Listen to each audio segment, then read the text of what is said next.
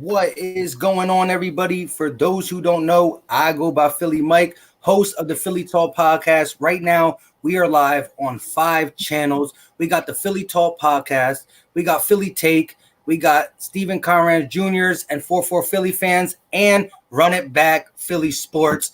Right now, DJ Eastwood is not in right this second. He might be hitting us back up to jump in. There might be some, things he got going on. We're about to find out in a little bit. But with that being said, I go by Philly Mike, like I said, host of the Philly Talk podcast. And go ahead to my right or my left. What's going on, everybody? You guys already know who it is, man. RB, Philly Take with RB. I am freaking pumped for the Sixers to come back into action very soon. Happy to be up here with all my guys, man. Some of the best Sixers content creators there are. And I'm hyped, man. I'm hyped. What's up, y'all? I go by Stephen Conrad Jr., which is my real name, as you guys all know. Proudly representing the Liberty line. I had to plug them real quick. I know there's going to be a lot of hyped people in the comments. You'll see them. You guys better represent me as I'm representing you guys in the comments. We are literally just days away. I don't care that it's a scrimmage this Friday, man. I'll be tuned in. In fact, I may be going live for the scrimmage. I might test out a live stream during the scrimmage, so stay tuned for that. But tonight's going to be so much fun. Can't wait to talk some hoops with my guys here. Yep, and with that being said, I am 4-for-4 Philly fan, the newest out of the group. But, ready to talk some Philadelphia 76ers as always. I also talk all 4 Philly sports. If you guys want to hit that subscribe button for me, we are on the road to 1,000 subscribers. The one dude up at the top, I think his name was like BL something, BLSG. I did subscribe to you. So if you want to hit that subscribe back, appreciate it. But I'm hyped to be talking Philadelphia 76ers with my guys. Yeah, so with that being said, what's going on to everybody in the chat? See a couple people from all different channels. Just putting them up on the screen. If you're talking to one of these guys, they definitely checking it out. What's going on, Paul Viper? He got someone automatically starting the stream with Fire Brett. We haven't even talked yet. What's going on, Julian? What's going on, bro? We didn't even talk about we didn't even get into these scrimmages, and we're already calling for his name. It's not a bad thing because we saw the sample size, the large sample size of just total chaos at times, especially on the road. But with these scrimmages coming on Friday, what do you expect to get from the scrimmages, and more importantly, these 8 games going into the playoffs, RB? Yeah, man. So coming down to the scrimmages, probably make a video about this. There's really a few key things I'm looking for, man. Obviously, I'm not expecting our guys to come out here and go play 40 minutes a game and just go absolutely off. I just want to see these guys get the rust off, get back in the groove, and really just have that form down. Just go and play basketball. I want to see these guys communicating. I want the chemistry to come back. Full form. I want to see the dang rotations. That's really what I'm interested in seeing. I mean, if Raul Neto, this guy can't be getting playoff minutes, right? There's so much to look at. It's more than just a scrimmage game. I'm really looking to see who wants that playoff spot, who wants those last couple spots, who is going to fight, who's going to bring that energy, man. That's what I will be looking for. What do I expect to see? I don't know. Shoot. A Ben Simmons 3? Nah. On a serious note, though, I really expect to see. I think Brett even kind of noted the other day he won't really be playing his starters a whole lot in these scrimmages, but that's fine. I'm excited to see, like you guys said, it's going to be a test to see which bench unit Brett's going to really roll with come the postseason and stuff like that. And a guy I'm really looking at is Alec Burks, to be more specific, because I just think, if you're going to start Shake Milton, you're going to need a guard who can come off the bench and shoot and kind of score the rock. And I just think this is a big opportunity for Alec Burks, man. He had a good season in Golden State. And I think if Brett better give him the opportunity. I better not see a guy like Neto handling the ball. Give the ball to Alec Burks off the bench. That's what I want to see. I'm excited, man. Honestly, just for basketball to be back, I'm just excited for this game on Friday. And I'm not expecting a whole lot from the starters, as RB, Steven, and Philly Mike said. It's a scrimmage. Just play them later on. Play them in the 8 games that actually matter. But I am expecting to see a little bit from Shake Milton. I feel like him, Ryan Brokoff, Alec Burks, and probably Glenn Robinson / Furkan and Matisse will probably be getting a lot of run in these, scrimmages just to see what they actually can do, if they can actually put in some work and get some minutes in the game, like into these actual games that actually matter. But I'm excited. Most importantly, Sixers basketball is back, and I'm pumped. Yeah, so real quick, I want to address some of the people in the chat. They're talking about Ryan Brokoff. Philly Take with RB put this up in the community chat earlier today, and there is some things that he has going on with his family and stuff, so he's not even going to be there with the Sixers. That's not saying Brent Brown would have used them anyways, especially when it comes down to key minutes in a playoff series. But it would be good to get some space shooting out there alongside of Korkmaz, just guys who just straight catch and shoot. But he won't be there. But another thing was I expect to see Ben Simmons driving aggressively to the rim 80%. I like that. And I wanted to touch on one more real quick to get it started. Someone said about, here it is. Do you think that Ben will be the ball handler like Giannis or a traditional four? That was my whole thing. I think when it comes to half court sets and when you got to run an offense with the shot clock and you're setting up a play, I think Ben is better off the ball at that point. Pick and rolls, moving around, with Al Horford off the starting lineup, then you just got more space. You got room for Ben Simmons to slash in the paint or even get the ball in ISO and go to the hole because you got Joel Embiid who can kick out a little bit. You have more room and you got shooters around him. But again, in transition, like Giannis, Ben Simmons is an unstoppable force. And unlike Giannis, he is very dirty with the handles. I mean, he's put people on his back in transition. He's put the ball through people's legs. He's done this, that, and the third in transition. There's pretty much nobody in the league better than him in transition, so that won't change. The Sixers get an outlet pass, they're going to look for Ben. But if Ben brings it up the court and he realizes, okay, it's a half-court set, he probably give it to Shake or Jay Rich. What do you guys think?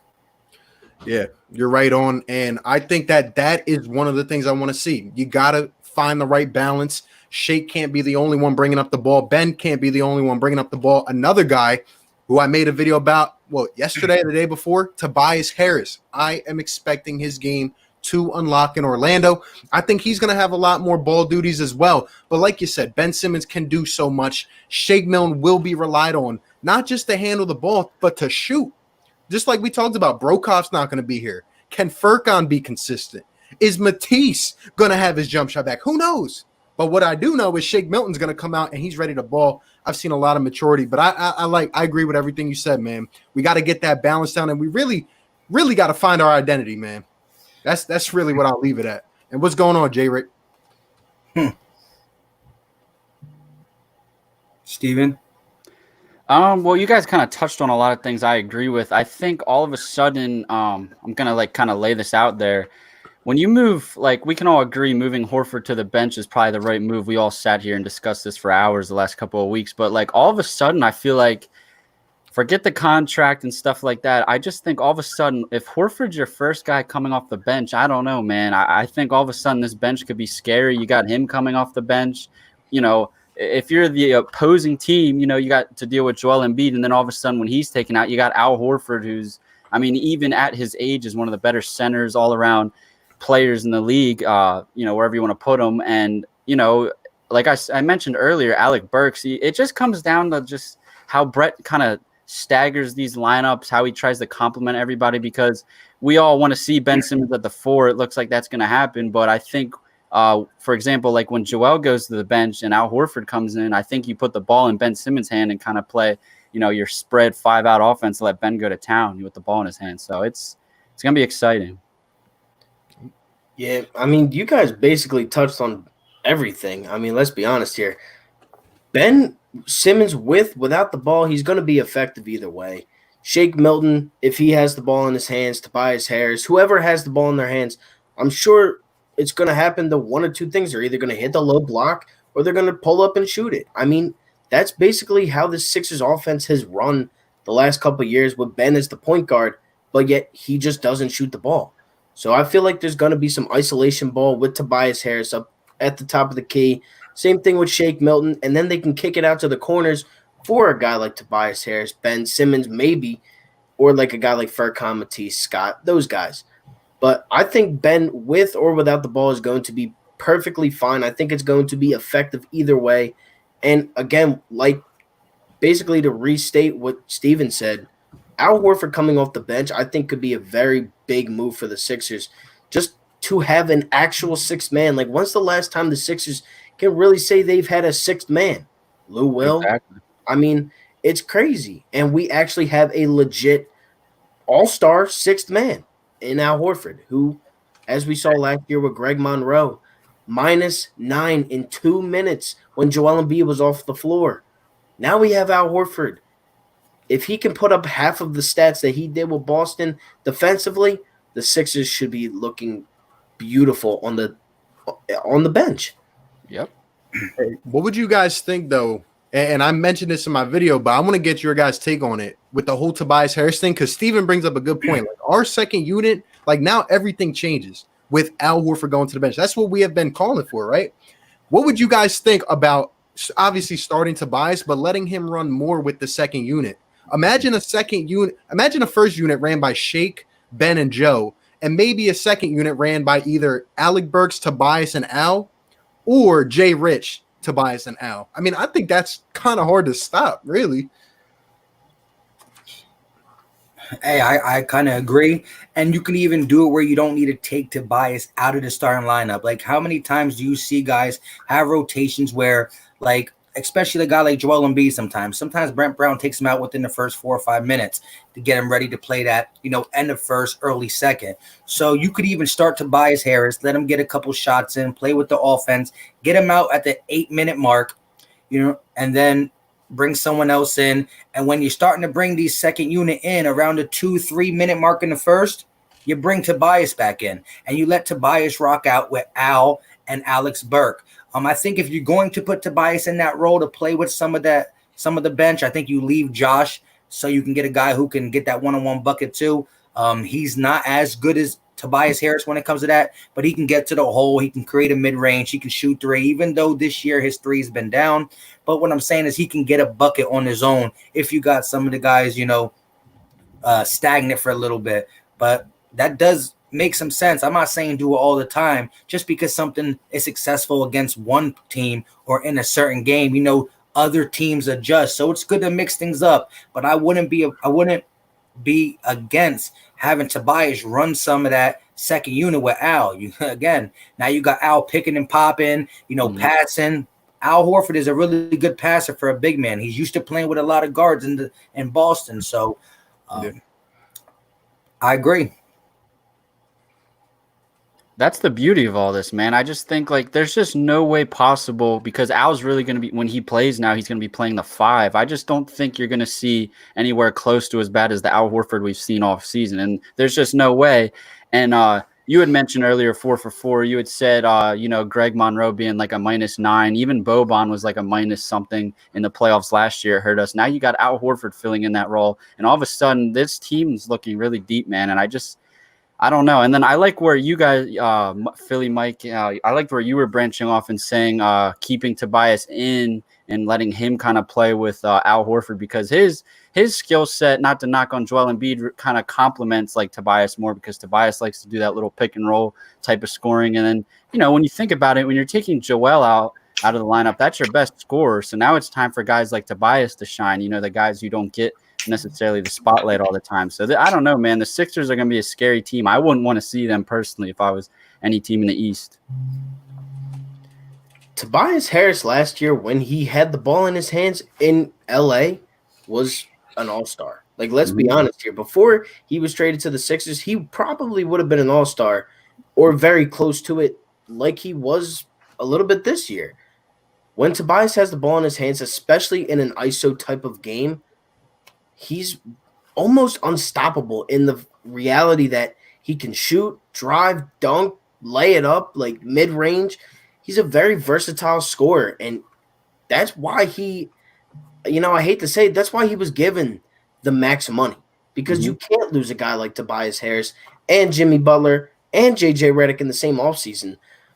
And to be honest, I think Tobias does all those things maybe the best, honestly. He shoots the three ball better than Jimmy Butler. Jimmy just has that dog mentality that will carry his legit just game to higher standards. But Tobias Harris might be the most well-rounded of those three guys, but I don't know. I mean, that's a debate up in the air. As we just pull up running back podcast, DJ Eastwood's comment, he just texted me, looks like a no-go for running back, and he says Horford stinks.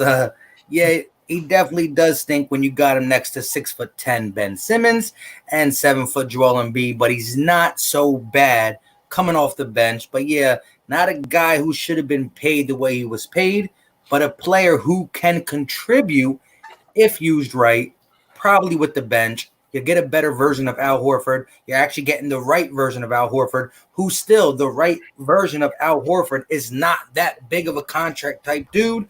But hey, it's already over. We paid him. So with this being said, all the links for everyone's channel is in the description. We're talking about Stephen Conrad Jr.'s 4-4 Philly fan, Philly Take with RB if you're not there, and also Philly Mike, the Philly Talk podcast. All our links are in the channel. I accidentally put a video of mine on there. I just realized that last second. So you got all their links, and you got just a link to one of my last videos. I don't know why I did that. And it's not even my last video. It's just an old Sixers video. Anyways, if you click on that, you can hit that button. Again, nobody forces nobody to subscribe to anybody's channel. But if you like what you see, go ahead and hit that button. We all cover Eagles, Sixers, and some people also cover Phillies and Flyers. I don't go that deep. But with that being said, we're going to try to attempt to get this off DJ Eastwood's channel so he can rest easy. You know what I'm saying? So make sure you go check out Philly Take with RB, 4-4 Philly fan, and Stephen Conrad Jr. and myself, the Philly Talk podcast, for more Philly content. With that being said, you got something you want to take it away, Philly Take, while I try to figure this out? Yeah, I kind of like what everyone was talking about with the whole Tobias thing. Honestly, guys, how I'm feeling is like maybe we didn't realize like Tobias might be the right compliment for Ben and Joe. You know, we're calling for this guy, we're calling for that guy, and I'm not saying they wouldn't help us. I'm not saying, you know, a Buddy Hield or Zach LaVine wouldn't make us that much better, but maybe Tobias, it is a good compliment. Maybe he's not being used right. You know, like I've said, we have the talent, like we have the key. We just got to unlock the door, you know? And say Ben Simmons develops a jump shot and he becomes that guy who can knock down a shot. Do we really need to go out and maybe pay another guy a big contract, try to move this whole Al thing? I mean, sure, I think they are going to try to move Al Horford's contract, even though I don't know if it's possible. But dang, like I'm telling you, I've been watching Tobias clips and highlights and stuff on the Clippers, the Pistons. This guy is a mid-range specialist. This guy can create his own shot. He just needs space. And every time I try to watch him do it with the Sixers, Embiid and Al Horford's man is just waiting for him, and it's a nightmare. And then other games, we're trying to make him a spot-up corner shooter, and that's not what he is. Maybe Tobias is the right compliment. I'll let you guys give your take on that. No, you nailed that one, and I just think moving Al Horford to the bench is everything. But also, you had mentioned him being a perfect fit alongside Ben and Joel on the court. I also think off the court, he's even a better fit. He's been like the glue to this team. I mean, he's planning all these, meetings that they've been doing. They've been going golfing and stuff like that. I know they're in a bubble, so what else are they going to do? All these like team bonding things. But I don't know. The talk of the town the last couple of years has been, oh man, I don't think Joel and Ben get along. Oh man, they're not hanging out off the court. But Tobias seems to kind of be bringing everybody together, and he doesn't have a big ego at all. Whereas a guy like maybe Jimmy Butler or these other guys people are naming, they wanted to be the main guy on the team. Whereas Tobias, he's kind of like that perfect fit in between Ben and Joel. So it's really looking like that's the case. And, people are going to be sitting here saying that he wasn't worth that top contract till the day he retires. But hey, if he's on this team when they deliver a championship, I can't knock on it. Good take. Real quick, shout out to Asia Robinson for joining the channel members. Appreciate you. I will make sure I take some time to talk about your Yankees, especially when they play the Phillies, just for you. But this was an interesting question. We're going to do this, and then we're going to dive more into some Sixers content. Where is Hey, it at shout now? out to Asia too. Always showing us support and love for sure. Definitely. Martin Santiago said, "What's everyone's favorite Philly teams in order?" At everyone, you want to start for Philly fans since you really rep all four of them. Yeah, I got you. So I've always been a Sixers fan, basically since I've been a kid. Basketball has been my best sport. Sixers are number one for me. Then it is the Philadelphia Eagles, Phillies, and then Flyers. But I do think that the Flyers can overtake the Phillies this season, depending on how they do. I mean, I just actually came back from Wells Fargo Center, spent like $60 on a bunch of Flyer stuff. I'm ready for the playoffs. And again, if you guys love all four teams, I talk about all four just to promote myself a little bit right there. I guess I'll go next. So in order, so from like most favorite to least favorite, it's easily the Eagles number one. I mean, I bleed green. If you made me bleed, you'd see midnight green, Kelly green, whatever. And then two, a very close second, the 76ers, and then three Phillies, and then four Flyers. I'm not a big hockey guy. That's probably why, but you know, I'm a Philly fan till the day I die. So I'll be tuning into the Flyers this season. But yeah, that's my order. Yeah. I'm right there with you. Eagles, Sixers, Phillies, Flyers. Even though I love all my teams unconditionally, man, like it's hard to pick. I feel like it comes with the seasons, you know. But when the Eagles play, it's just something different. It's just something different about it, you know. Yeah, I'm a co-sign that. Like I said, I really got two posters and really only do two things. Main reason I didn't do as much Sixer stuff in the beginning is because the way my night business was set up. As soon as the Sixers were in the late fourth quarter, I would watch it. I would hop in the car, watch the rest on my phone. Couldn't do a game reaction till late. So once I started doing that, you know, Corona destroyed it for me. But I got to go Eagles. It's just something different about a football game. You only get 16 of them bad boys compared to basketball. You get 82 and then 80 and then you get 160. And I don't even know how many hockey games. So it goes Eagles, Sixers, Phillies, and Flyers. If you ask me what my favorite hockey team, it would be the Flyers, but I don't know a dang thing about hockey except there's a goalie and there's some people hitting a puck. That's about it. Hey, man, I got a question for you guys and for the chat. Who the heck is excited for a damn game reaction, man? I mean, how long has it been? I've been dying for one, man. It's so easy to just sit down in front of the camera after watching a game and just explode. It's just trying to burst out of me. Like, I'm so excited, man. Even though it's scrimmage, like Steven said, I can't wait. I'm gonna go on a scrimmage.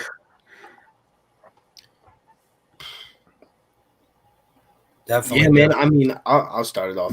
I'm excited, man. Like, for real. Like, there's like not enough emotion in my body to really explain to you guys how easy it is to just explode or be like just explode with emotions after a nice win, a terrible loss, anything. And now we actually get live sports. You know, us four have been talking about nothing, and we have been pulling out the littlest of things to just try and talk about, to keep up with the times, to keep interactions with all of you. And you guys have done your job, and now it's time to pay you guys back with some raw emotion, straight from our couches right to the computers. That is what we're gonna do, and that's what I'm definitely gonna do on Friday for the Phillies and the Sixers. Can't wait to get those out. 2 to 3 uploads are gonna be happening almost every day on, I'm sure, a lot of our channels eventually, but it's gonna be crazy. So definitely make sure to subscribe to all four of us and DJ Eastwood. You know, sucks that he can't make it, but you know, we were gonna rock out with him, but we're still rocking with you guys. Can't wait, man.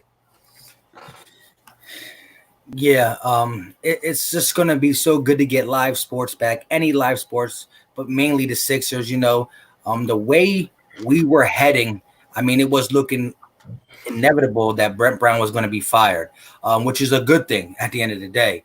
But honestly, that break, even though it was horrible for us fans, the NBA, and the world, just the fact that what it the toll it's put on the world. It helped the Sixers get Ben Simmons healthy.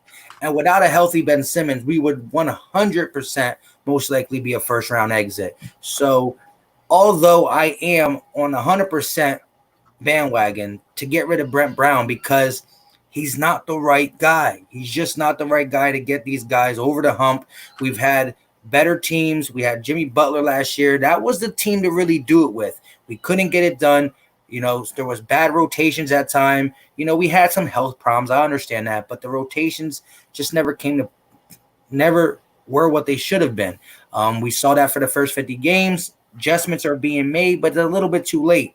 Not really, though, because the coronavirus kind of put the Sixers back in contention with getting a healthy Ben Simmons. So my expectations for this team, although I am nervous on what Brent Brown's going to do in crucial situations, I still think they're high because I think the mutual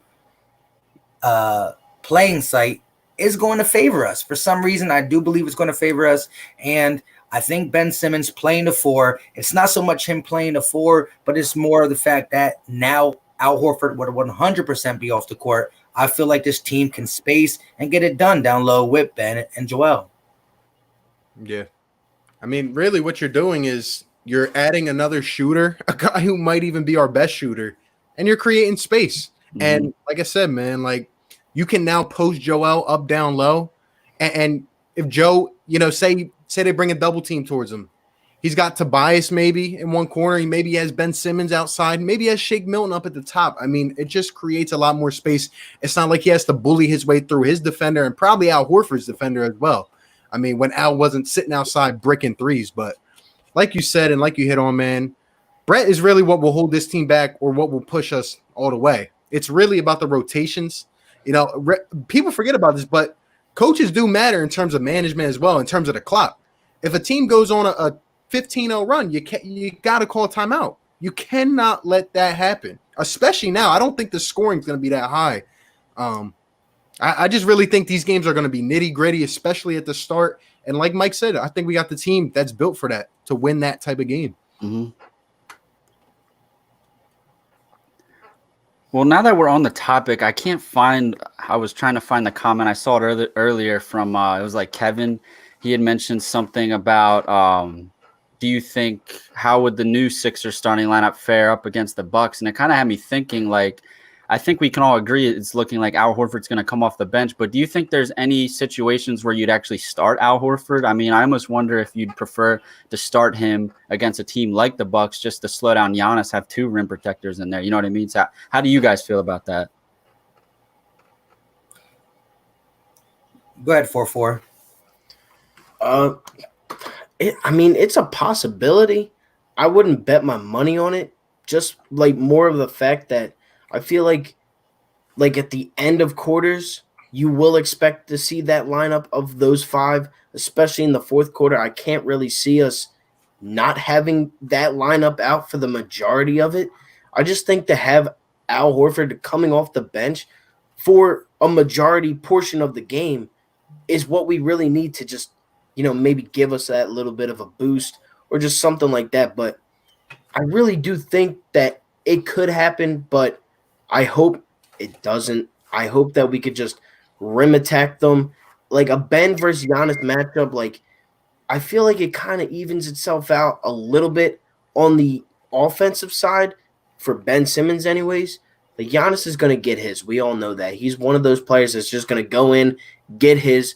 But if we could stop everybody else, I mean, we should win. We should have no problem. But with the length of Al and Joel, you know, you should definitely be able to expect that coming in, you know, in the fourth quarter, end of the third, end of the half, end of the first. Anytime you really can, I feel like that lineup would probably be out there. Yeah, I'll just add something little to that. I don't think it should happen at all, really, and except maybe a few minutes here and there. Milwaukee, they're loaded with shooters. It depends on the matchup, really. It depends on a specific matchup, but I'm not favoring a matchup between Al Horford and one of Milwaukee's shooters because we know 1 through 5, them boys are going to be able to light it up from outside, and we're going to need space against those guys defending. So me personally, I would say no. Yeah, I don't think so. When you look at what Toronto did, they had Gasol really clog up the paint, and they used Kawhi on him. And I think a guy like Ben Simmons can play that Kawhi role where you really just shadow him. He got the 6'10" body, although he's not as physical as Giannis. You got the physicality of Ben Simmons and the speed of Ben Simmons bothering him at the wing until he gets to the paint with Joel Embiid to clean up any mishaps that Ben Simmons does. A guy like Al Horford, who is a big body, he cannot even dream of stepping out to the three-point line or to the even mid-range area to guard Giannis, because 2 steps and he's past Al Horford in a breeze. So Al Horford can really only contest at the rim. That's all he can do. But a guy like Ben Simmons can bother him from the 3 to the mid-range, to the paint, and have Joel clean it up. So I like that. I think that would be our best bet when it comes to defending Giannis. Put Ben Simmons on him and let Joel clean up, because you're not going to really be worried about Brook Lopez down low. He'd be at the three-point camping. So you just got to make sure your guards rotate to the open shooter, because the Bucks have shooters around Giannis. Hey, I just want to add one thing too. I'm telling you guys, like, an underrated aspect of this whole Ben Simmons to the 4 thing. I mentioned it last time. Look, man, offensive rebounding. There has been too many times where I see, there should be no reason I see Joe and Al Horford down low, and we're letting guards get rebounds over us. Like, it should not happen. I think, say Ben Simmons and Joe are down low, or Tobias or whoever. I just think if we win the offensive rebounding game and we do it proficiently, I just think it's going to add a crazy advantage to the Sixers, and I think it's going to come now.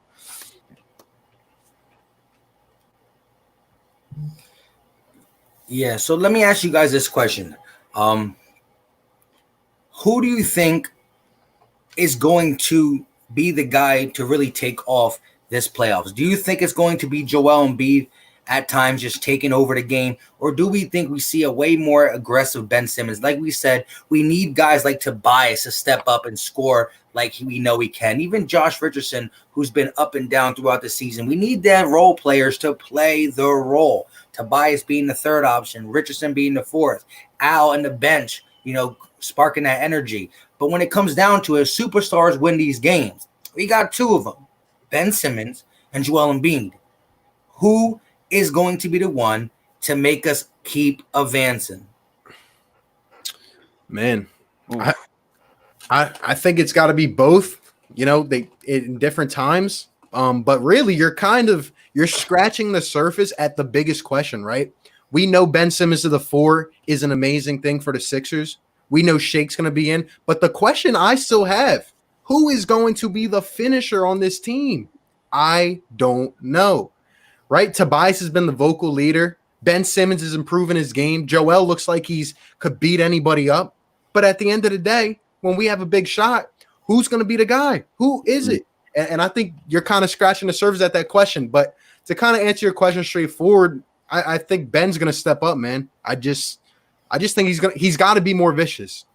That was the problem last year, especially in the Toronto series. I mean, we were openly criticizing Ben Simmons because it didn't even seem like he wanted to play. And we were in the Eastern Conference semifinals. Mm-hmm. But I just think he's gonna go on a tear. Yeah, I personally think it's gonna be Ben. Like, that's all you see in the media is Ben Simmons, Ben Simmons, Ben Simmons. Like, even the NBA is starting to acknowledge it and finally give him some props on just being Ben. Like, he's a great player. And people hate on him because he can't shoot. Well, let's be honest here, guys. The NBA is not a shooting league. Yes, you need to be able to shoot the ball, but come on, man. Like, there's so many other aspects of basketball that he is phenomenal in. Like, he is literally the best at some points in basketball, and it just goes unknown because he just can't shoot the ball. But I think Ben Simmons is going to go off. I really do believe that he's going to just take over, and I think it could be his team in 2 to 3 years. Honestly, if he could turn up, I mean, the sky's the limit for Ben. I agree, and I think the obvious answer would be Ben Simmons out of anybody on the Sixers, just because of all the things you're hearing, his age, him playing the 4 now, and he's shooting and stuff like that. But I don't know. It makes me wonder. You haven't really been hearing much from Joel's side of things. It's been really quiet. I gotta wonder if the way last season ended for him crying and stuff like that. I wonder if he's just been keeping silent, kind of on that like Kobe Bryant type of grind. Who knows, man? He may just come out and be a different monster. Ben Simmons is probably going to play some of the best he has in his career, but Joel may do the same damn thing. And you know what? If both guys are doing it, I like our chances. Hey, real quick to piggyback off what Philly fanatic Stephen Conrad said, I agree. Although I do believe we're going to see the best Ben Simmons we've seen in a while, I do believe he will raise up and pull some type of shot, mid-range, maybe a couple threes. He's not going to do it like video game style. He's not going to do it like we dream him doing it, but he'll do it. But he is going to be more aggressive with the ball in his hands. When he gets the ball, he's going to look to score instead of pass. But I think what Steven said was perfect. That Joel Embiid has been quiet, and when has he ever been quiet in his life? I think he really is going to be focused on a different level. We like the flying around cocky Embiid. I love that. It's the embodiment of Philly. But I think this Embiid might step up to another level, really put the team on his back, know when to get his teammates involved and and also know when to just straight dominate. Like he said a couple times on his little Zoom calls, I got to take the ball in my hands and do what I got to do with it. I can't be looking always to pass the ball up, because when in doubt, Joel Embiid puts his back to the basket. There's not many people who can stop him. So I want to see an aggressive double team out of Ben Simmons and Joel Embiid. But let's get some of these comments real quick. I'm going to pull a comment up, and just every different person can answer once in a while. Even though he said, hey, yo, Philly fanatic, question for you. Who wins in a 1v1 basketball? You or Philly Mike? Oh, he's asking me? Oh, Yeah. gee. I've never seen you play, man. It's hard to say. It's hard to say. All right, so let's get this. All right. Brad Burner said the only team stupid enough to trade for is the Bulls. I think he was talking about Al Horford. How do you figure Ben is the superstar? He's afraid to shoot. Anybody want to take that one? Like I just said, man, it's not all about shooting. Yes, you need to shoot in the NBA, but let's be honest here. He's averaging 0.8 less points than Jason Tatum throughout their careers. And then you look at every other stat, Ben Simmons is the leader. Mm-hmm. Every other stat. And he's had more wins, more playoff appearances. Ben Simmons is the guy. I mean, let's be honest here. It's not just all about shooting. Yes, it would be very helpful to him in his game if he shot the ball. And he will eventually shoot. I've come to the conclusion that he will shoot the ball. It's just going to take some time. Hopefully this is the time that he does it. Because if he does, the Sixers could really make some noise. They could really be the sleeper pick or a championship contender / winner if Ben Simmons can shoot the ball or just open up the floor a little bit. Next question. I think Tobias Harris should take the last shot. So kind of what RB's been saying, that we need Tobias Harris to be that X factor. RB, how do you feel about Tobias Harris taking the last shot? Confidence level. I mean, I'm the most confident of him out of anyone, really. And it's not because I count on someone else more, but it's just because I feel like in a late game situation, they're going to, cluster Joel Embiid. Mm-hmm. Ben Simmons, I can't really see him yet taking a big three when the game's on the line. And obviously they're going to cover our shooters like Shake, Furkan if he's in. So maybe Tobias Harris is the one to pull up for a mid-range and try to win us a game. But I still think that's our biggest question. I mean, I think we got to win. I don't think we can win a close game situation and really be sure of who to give the ball to for the last shot. Might have to draw something up. Like Brent Brown did when he drew that play up to Korkmaz on the sideline. Korkmaz stepped out of bounds against the Golden State Warriors. I thought you were going to talk about the one earlier in the season. It was the best play I've ever seen Brett draw up. Yeah. When Al set a big body screen of, I mean, the guy actually set a screen and Furkan hit a game winner. I mean, Yeah. It's a shame that that's the only play he knows how to draw up. And even such as least amount of talent as I've ever seen on an NBA roster, as the Warriors knew that was the play that they were going to run, because that is Brett Brown in a nutshell. He is literally the definition of 2020. Look, Brett cannot mess this up unless he just botches the rotations, or if he does something like he did. I don't know if you guys remember the Celtics series years back. Remember when they went on like that 20-point run and he just let them run it up, and he did not call a timeout, did not stop play, nothing. And that was the series right there. So Ethan said Ben Simmons doesn't need to shoot the three to be successful in the NBA. Take Julius Erving, for example. He won 2 ABA championships with the Nets and won an NBA championship with the Sixers. Ethan, I'll just say this. He can be successful without a jump shot, but to be an all NBA caliber player, a top 5 player, he needs to get the jump shot. I mean, it is there. It is there for the taking. Ben Simmons can be one of the best players in the league. That's how I feel about it. Yeah, and we're not asking him to be like Ray Allen from 3. It's just, shoot maybe if he's shooting low 30s from 3 on maybe like 1 to 2 attempts a game, that changes a lot, because the shots are always there. They're wide open. If he can knock them down every now and then, it changes this whole thing dramatically. I mean, Giannis, I don't know his 3-point percentage off the top of my head, but I see there's times where he's shooting too many. He's missing. I'll see nights where he's shooting like 1 for 8. He should probably chill and get, put his head down and get to the rim. So I think I like Ben, because I think now that he finally, we'll see now that he finally has the confidence to shoot. I just think his basketball IQ is so high. He's not going to let himself get carried away and keep heaving up shots, if he's missing and stuff like that. So we'll see, man. I just can't wait. I hope he has the confidence to do it this time around.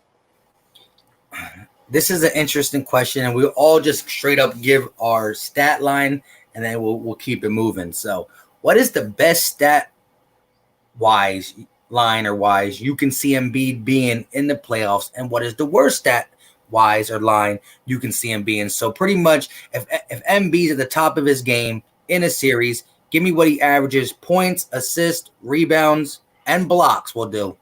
And then if he's just having a bad series, but it's still Embiid, give me that line. Damn. We're talking about a whole playoff series here? Whole playoff series? Yeah, like what he averages for the series. All right. Well, you got to take into account he's averaged 27 in 1 season. That ain't like 7 games is obviously the max. We all know that. Could he average 30? Yes. He easily could average 30 points. He's Joel Embiid. He's the most like against the Celtics. Why couldn't he average 35 points even? Yeah. Daniel Tice is me. Come on. He stinks. He's just in the NBA because he's tall. But he's trash. I really the rest of the team is great, but he is garbage.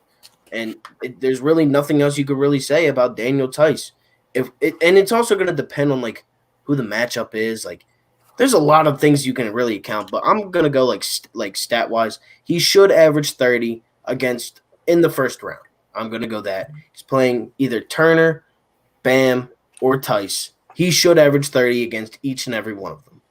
Assist, I'm thinking around 2 or 3, normal. Rebounds, 14, 13, somewhere around there. Blocks, I can't see why it wouldn't be 1.5 to 2. That's what I'm going to go. And your low poll real quick. He has to do really bad to not have a good series against Daniel Tice. Let's be honest here. Yeah, well, you could say his low stat be 24, 11, and 1. It's still. Yeah, I think the worst it could possibly be is around that, what he averaged this year, 23 points, 12-ish, and maybe 2. But yeah, I don't know. A low is harder than high, just because I don't ever think of negativity when I think of Joel Embiid, except turnovers and a couple other things like that. But normally it's really just Joel, get the ball and go. That's really what I think of when I think of Joel Embiid. He's just too dominant.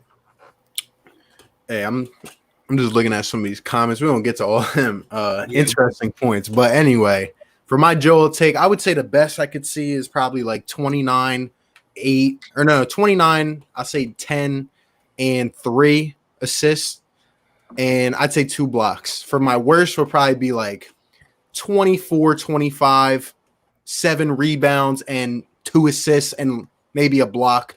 But I like your point 4 for 4, but I also think if Joel's just going completely off, you know what Brad Stevens is going to do. He's going to make us shoot the ball. But that's the only reason I could see it being on a little lower side, but just my opinion. Yeah, I agree with you. I think a lot of this comes down to matchups. Like you said, Boston, he should definitely put up his best stats. I don't care what Brad Stevens throws at him. They don't have an answer player-wise. Like you said, Daniel Tice, best case scenario, Joel should be averaging like upwards high, like 28 to maybe 32 points. He's going to be under the basket, so I'd expect him to clean up his career average is around like 12 to 14 rebounds a game, and then 2 to 3 blocks at his very best. At his worst, it's hard to say because I just think moving Al Horford to the bench and just him being more comfortable now as a player, I don't know. It would have to be like in the low 20s, like 22 points, maybe 10 rebounds. I just think Joel is past like even when he like it's all matchup based. Like even when he faces Toronto, I think he's going to get the better of Marc Gasol if he faces him this time. So we'll see, man. But I expect Joel to have a pretty good playoff run. All right, and I'm going to be real quick. On my high take, I got Joel Embiid dropping 31, 14, 3, and 2. On the low pool, I can see him getting 23, 10, 1. 2 and 1. So, but expect in the first round him to really take over. That's an interesting question. Harrison said, hot take, the Sixers can win a title if they go into a Houston Rockets type of system of only shooting layups and threes, no mid-range. Mike D'Antoni's never won. I'll start off by saying hell no. If you have a team that can do it, but right now, I don't know. Mike D'Antoni's never won in his system. I'm not ever going to follow him. If I'm going to follow anybody, it's going to be like a guy like Phil Jackson and that triangle offense, or something along those lines of an actual winner and not just a regular season guy that just runs and guns with a bunch of small dudes and a 6'7" center who was our shooting guard. Yeah, like what would Covington do at the 5 when he's guarding Embiid in the post? Like imagine if that is the finals. If that's the finals, we're sweeping. Can you imagine? He's toast. The Rockets are toast. Oh man, it's just funny. Like we don't have the personnel for that. Like who's going to be our James Harden? Ben Simmons? Like, come on. Yeah, come on. Yeah, you need personnel to do that. You're the Golden State Warriors, you're the Houston Rockets, your Milwaukee Bucks. Even there are teams that can do that because they got the guys who can crash the lanes and they got the guys who can camp and shoot. David Lopez, Embiid be able to handle Marc Gasol if we meet the Raptors? He should. It's more about, are the Sixers going to be able to handle the Raptors' tenacious defense? They're going to really just shove pressure down our throats. And that's why I'm telling you, I'm terrified of Toronto. I do not want to play Toronto. Don't give them to me. Yeah, I would play any team in the NBA on the Eastern side other than Toronto. And I think we'd have a very good chance of winning. Just something about Toronto scares me. I think we could beat them, but I think it would be the hardest, personally. And a team with the like the Bucks in the conference, it's actually kind of weird to say that, especially because Kawhi is no longer there. But Nick Nurse has done a very good job of defensively up in Toronto, or whatever you want to say.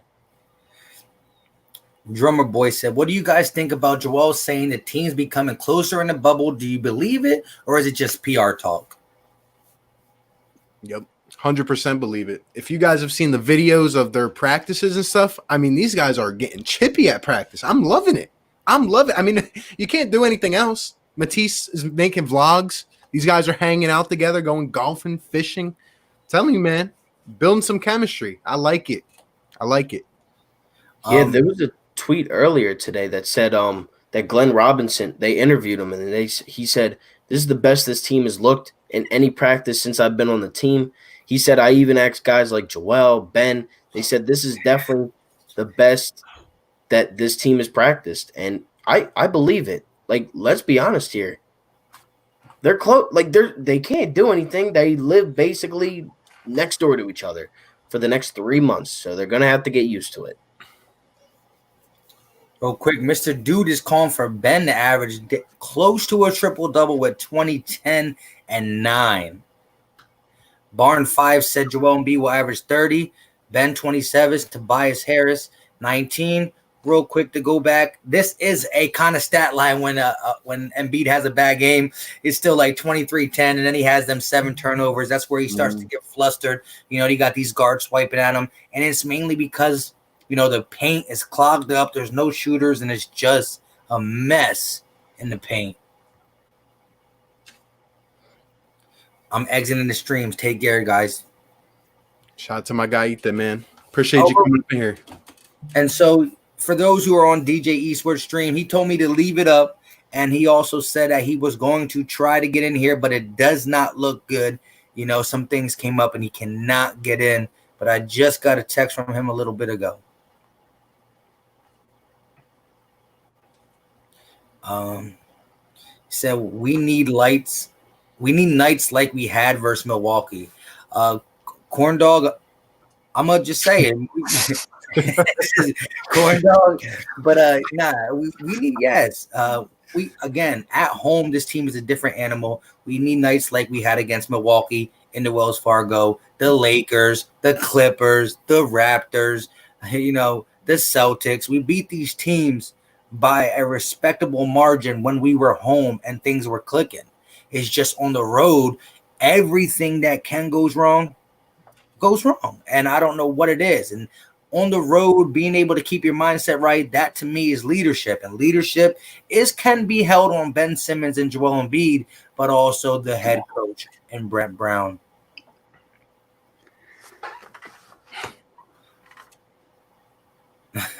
Matisse vlogs are actually godly. Yeah, I'm loving them. You get a whole look inside the whole situation, man. Yeah, that's crazy. He's doing numbers too, man. Holy crap. You want to talk about a YouTube channel taking off? He's at what is he at? Almost 1 million subscribers already? Yeah, probably. I mean, he was going crazy in 4 days, and I mean, he's making history with those. Those are going to be on every 30 for 30, whatever you could think of, Yeah, he's a genius. All right. Well, Sports Ting said Sixers starting lineup stat prediction: Joel 28, Shake 11, Tobias 18, Rich 10, and Ben 26. You want to give y'all takes on it? Yeah, I mean that looks about what I would expect. I'm surprised. A lot of people are really expecting Ben Simmons to take off as a scorer, and I think everybody's kind of placing Tobias right around his average. I think, like I said earlier, I think Ben's going to play out of his mind better than he ever has, even as a scorer. But I don't know. Is there a world where Tobias is still the second leading scorer on this team? I mean, Ben's going to put up his numbers, but Tobias is more of a scoring player. That's not a knock on Ben. I don't know. What do you guys think? I think someone said in the chat earlier, it's really gonna have to be a committee, it could be this night, that night. But I do expect Ben Simmons to have some games up there, 26, 28, maybe 30. And I don't know about you guys. I'm expecting this dude to shoot. Maybe not every game, but I could see him taking some corner threes if he's open. And I expect him to knock him down. Like I said before in a video, the guy is not unconfident on his shot. I mean, he makes them when he shoots. He just has to shoot. But yeah, I think there'll be nights too where Tobias might even be the leading scorer. I think those three got to step up big, and complement each other. They're putting pressure more on one guy. Other guys got to step up. Yep. Yeah, I mean, you got that. Yeah, Jeremiah said, do y'all have any faith in Brett Brown leading us all the way? Go ahead, 4-4. I don't even know if it might not even be on Brett at this point. I just think this team might just say, you know what? Let's go. We're a group of guys. We're grown men. Let's play ball. This is what we get paid to do. And, maybe Brett will be there for, I guess encouragement if they don't decide to listen to him. But he'll be like a cheerleader on the sideline. But I feel like if Brett Brown, honestly, what has he done?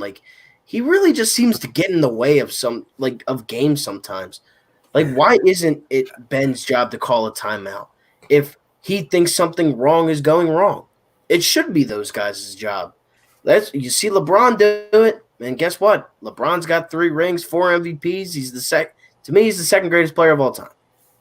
And there's reasons for that. He's a player coach. Bill Russell, player coach, 11 rings. Jordan, leader, 6 rings.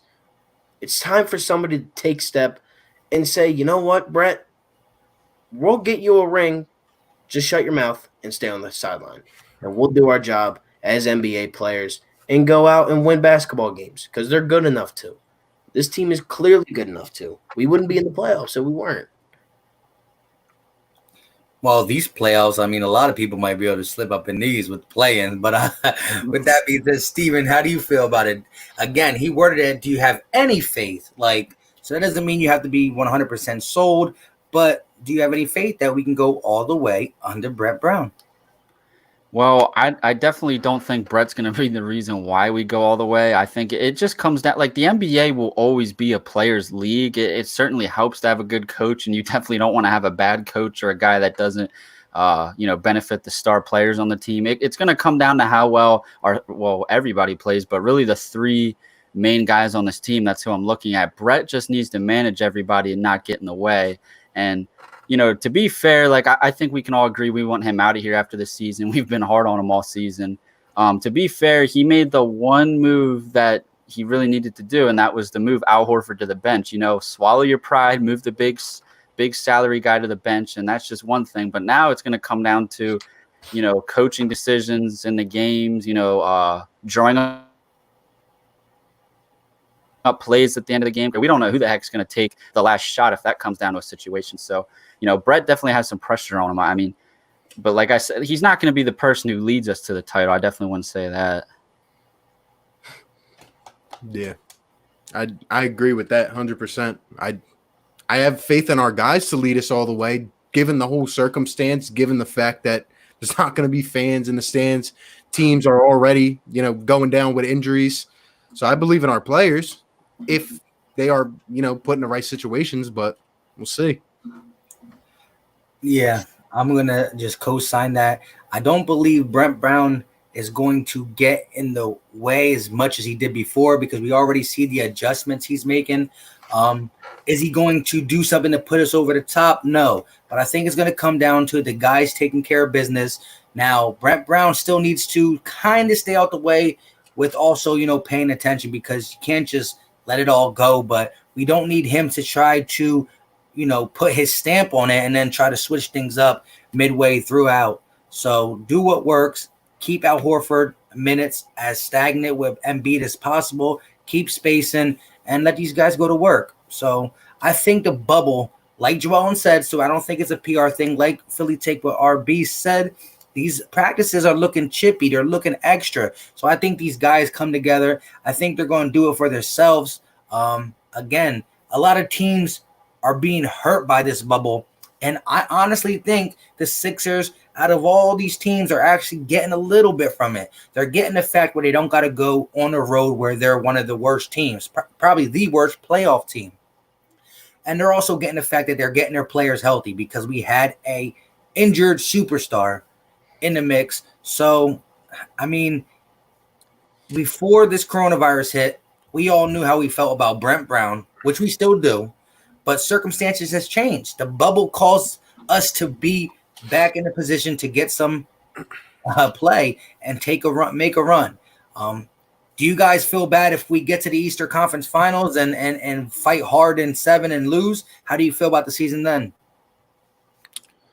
I guess for me, I would just say, it's hard to evaluate this whole situation, but it really depends how we go down, Like, I really got to get the feel of the games when they come back here.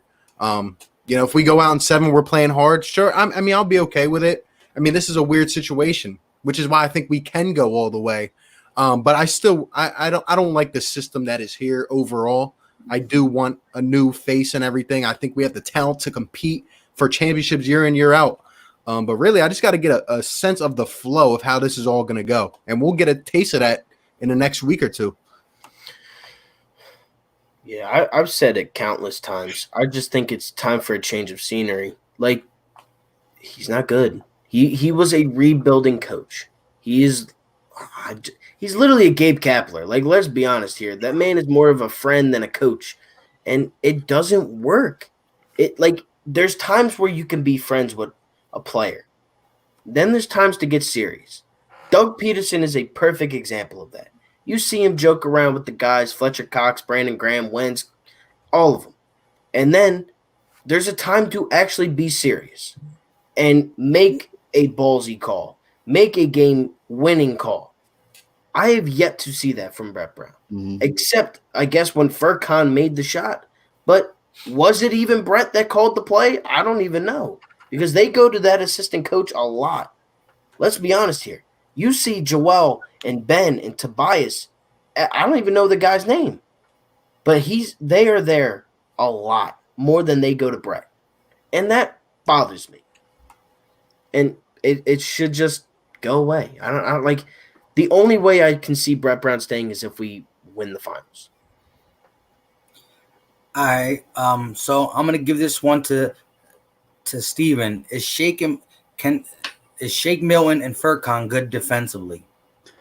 Well, I think Shake can hold his own and be average. I saw somewhere, I was reading his like wingspan, take this however you want, is like an inch shorter than Al Horford. I just think Shake needs experience. He needs to play more. So I think like starting him would be a big positive for that. Furkan can get exposed. I know he's improved, I guess you can say, somewhat this year. He's kind of put on weight and stuff like that, but I still think Furkan could get exposed, especially in the playoffs. That's what teams do.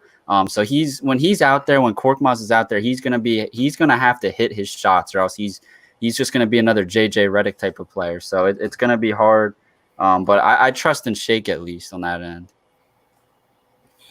Philly take, Mr. Deuce, I think playing in Orlando will hurt us because our team feeds off the crowd. Any thoughts? Yeah, that's a solid point. I mean, we've been talking about the no fans. It's going to help our team. At the same time, I thought of this earlier, but I didn't get a chance to say it. When you guys were talking about Embiid and him being the one to step up, that kind of, I'm not going to say concerns me, but it's just something to think about, you know? What about no fans? Joel, I mean, he's not going to be flying around, amping up the crowd. And I feel like that's a big part of who Joel is. I've said it all along. I don't like Joel clowning around on social media and all when it hurts the team, like with the whole Jimmy Butler thing. But I love Joel being Joel. You know what I mean? And if he's in the post, but he's not feeling that energy, I don't know. It's something to think about. Mm-hmm. Eric said, I believe Brent Brown is capable to keep everyone focused, but that whole thing with almost exiling Shake Milton before he had that breakout game made me lose faith in him for the future. Yeah, I don't think anybody on the screen really has a Brent Brown in their future unless we got one of these bad boys come 2021. Do you think, this is for 4-4, do you think Matisse can lock down the opponent's best player? I mean, it depends on who that is, because let's be honest here. I don't think Matisse guards Giannis or Siakam or LeBron. But I can see him guarding a guard, Kemba, Tatum, Brown, all of those guys. I mean, he's not a center. He's not going to be guarding the bigs. He's going to be guarding the guards. He's going to be guarding maybe a forward like Paul George. And he's a great defender. But you got to remember, he is also a rookie. I do not trust him on LeBron James. That's what Ben Simmons is for. That's why Ben Simmons should be in the Defensive Player of the Year category. And if he isn't, then that is an absolute crime. And somebody should be taken to court because that's ridiculous. What Ben Simmons has done on the court this year defensively has been amazing. Same thing with Matisse, but Ben Simmons changed his game like insanely. And I love it, but Matisse is going to depend on the matchup for me. I would trust him on a guy like Kemba, Tatum, guys like that, but not Siakam or Davis or guys like you know what I mean. Like guards, not, and maybe forwards, not centers. Eric Arson, now is our time to steal a ring because we are going to have to see KD, Kyrie together next year and a healthy Warriors, Lakers, Clippers in the finals next year. Hey, I'm telling you, again, as much as I would want if the Sixers go ahead and end up, making something happen, that's when the whole media will come across as the coronavirus championship. I think there's two ways this doesn't end well for a champion. The Sixers win it, the way the media is with us, all our sports, they're going to, portray this in a bad light. Also, if that guy LeBron James gets it, they're going to use it negatively because when in doubt, they're trying to bash all Philly sports and they're always trying to knock LeBron's legacy. So they're the two ways I can see it being. Does it really count? If the Rockets, the Clippers, the Bucks, the Raptors, all them win, it probably talked about it being fair game. So it's weird how things work out like that, though. If Giannis wins this ring, oh my God, Giannis is the greatest player of all time. Like, there will literally be some people saying that Giannis is top 5. Like, it's insane the depths that these people go to just put players in the top 5 after one ring and an MVP. It's insane. I don't know. But yeah, I agree with that statement, honestly. There will definitely be a lot of smack talk if the Sixers or LeBron James win. And I'm not a LeBron James fan, but I do respect his game. Hey, yo, shout out to RB. Go ahead, RB. Shout out to my guy Morton, man. He sent me a little screenshot earlier. He was like, yeah, told my girl I'm trying to get up on the stream. Shout out to you, bro. Tell her to trust the process, man. Come on. Facts. Hey, but yeah, that's funny. And back to what Eric was saying there, I do agree with him that Orlando is going to create an identity for this team. It's just going to look a lot different. But to the point about the whole chip, I don't know about you guys. I actually think that whoever wins this chip should be crowned twice. You know what I mean? Like, guys are going down. These guys can't even step foot outside the whole facility. I mean, it's a different lifestyle. And this is in the middle. Really, this is when a summer camp would be going on. So this is completely different from normal. So if the Sixers win, I mean, they should be bowing down to us. You know what I mean? Like, this is a hard chip to win, in my opinion, because it's like a brand new season. And it's something we've never seen before. But just my opinion on it, just a little interesting take there. Hey, I agree with you. Barring any series victory where the superstar's not there, like if we beat Giannis, I mean, we beat the Bucks without Giannis, we beat the Raptors without Spicy P, then it's looked at a little different. The Heat without Jimmy. But barring everybody plays and a couple role players miss, and like everybody said earlier in the stream, so far the bubble has 0 cases of COVID-19. Let's keep it that way so we get, nobody's saying, well, we lost because we lost this player. But yeah, to me, I think the mental grind of doing something that your whole life you're used to doing. People have routines. They work out, they go here, they go this. They do a bunch of different things before game day. We got players who are superstitious, whatever that word is. I cannot say it. You know what I mean? And now they got to break that for the bubble. And again, these guys been playing in front of crowds since they were 10 years old. The crowd at their little, what do you call them? Pickup games and stuff like that were pretty big with these players. So they're doing something they never done before. It's all new. The mental grind is going to be at an all-time high. And so you have to have a certain sense of focus to even compete the same way you're normally used to competing. So to RB's take, I agree. But I think the media will spin it for them 2 reasons. Philly and LeBron.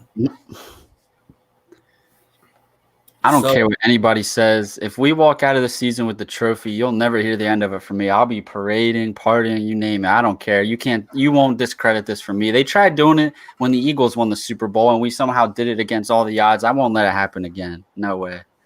Not a chance, man. I don't care if we go through anything. Give me a chip. I'll take it. I don't care.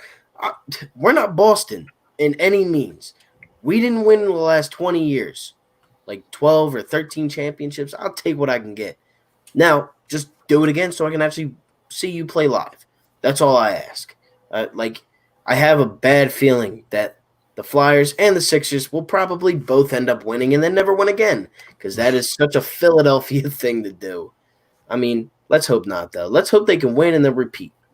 That's what I'm hoping for because then they'll really prove it to the media. Now you did it healthy and you did it well full season.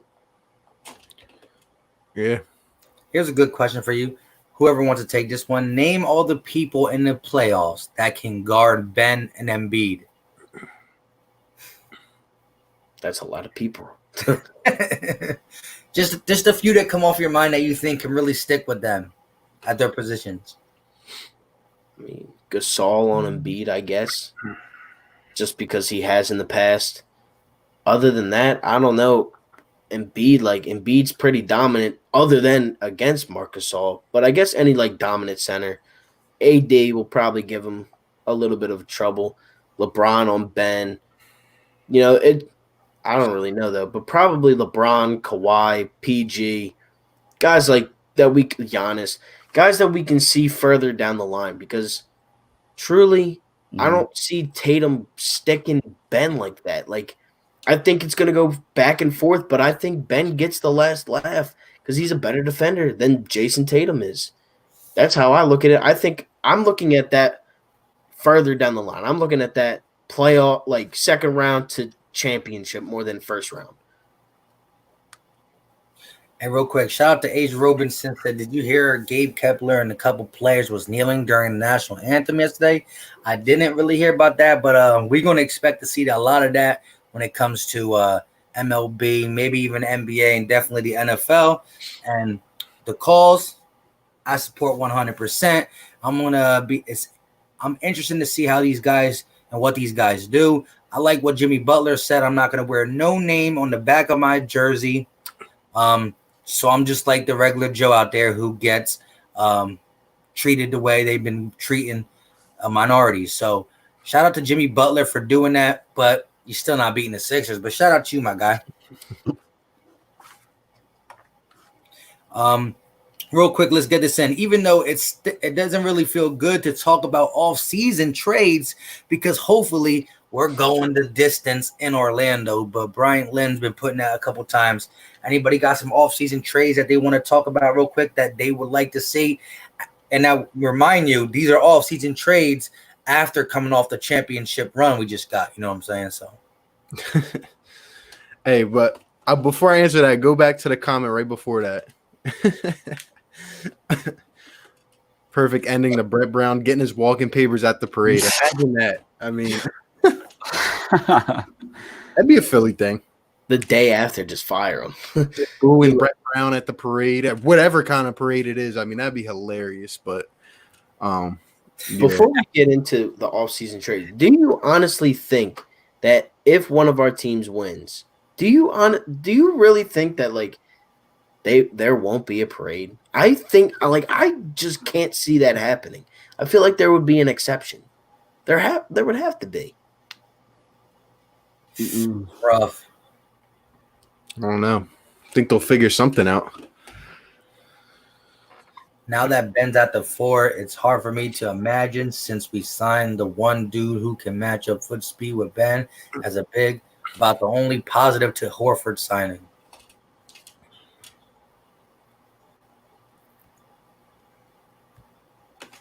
Oh, damn, I saw something. Just statement. He said Ben is a top 5 wing defender in the league. I think he's a top 5 all-around defender in the league. He should be on the all-defensive first team, but he probably won't get the respect he deserves. Nah, of course you won't, because why would he? He's Ben Simmons. He's Philadelphia. But yet Giannis will win Defensive Player of the Year, MVP, Coach of the Year, Rookie of the Year. Giannis is the most beloved athlete by the NBA. It's not even close. It's actually insane how much he gets from the NBA. I saw this crazy stat the other day with James Harden having almost as many blocks and having more steals than Giannis, and they were like, "This is your Defensive Player of the Year." I was like, "That's a pretty good point." I was like, but Giannis is a great player. I'm not knocking him. I just don't like the guy. He's good. what can I say? He knows how to win. I sense you want the Sixers to take down the Bucks this postseason. I have a feeling you would really enjoy that, huh? That would be greatest. Like that would be. It wouldn't be better than a championship, but it'd be pretty. It would be pretty close. Like a game 7, beating them. Oh my God! Just watching Giannis walk off and by. That would be great. So, real quick, finals matchups. Who you guys got? I'm gonna hold off on that question. Give me like a week and I'll let you know. I'm telling you, I gotta see the flow of the game first. You know what I mean? Like, All right, let me ask you a better question then. That's not on there. If the Sixers get to the finals, who would you rather play? The Clippers or the Lakers? I might sound crazy, but I'm gonna say the Lakers. Yeah. I mean, look, man, Avery Bradley down, Rondo broken hand. He'll be back after the first. He'll be back after All right, I'm not worried about playoff Rondo, okay? Because you know what, Jay Rich or whoever's gonna lock him up, and guess who's gonna lock up LeBron? It's Ben Simmons. Go back and watch the game when we beat them. I'm telling you, Ben Simmons can handle LeBron. Obviously, he's gonna get his, but he can handle him. And watching Joe and AD go at it, man, would be crazy. And let me tell you something. I don't want to see Kawhi Leonard in the playoffs. He broke my heart. I just don't want to see it. And they got so much depth on that team. I mean, it's crazy. It's crazy, man. I'll say the Lakers.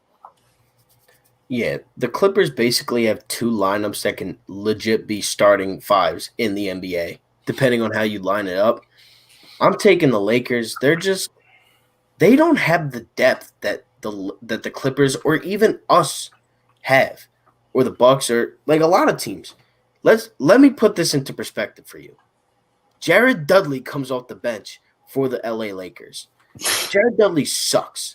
Like, they have him actually playing like 5 minutes a game. Oh, man. Like, maybe he won't play, but maybe like Frank Vogel will just go, oh, that's Ben Simmons' kryptonite. A whole 4 points against him, but that's his kryptonite. I doubt it, though. He's probably a smarter dude than that.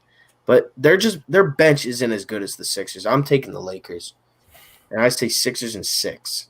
That was my prediction at the beginning of the season. Sixers and 6. Oh, right.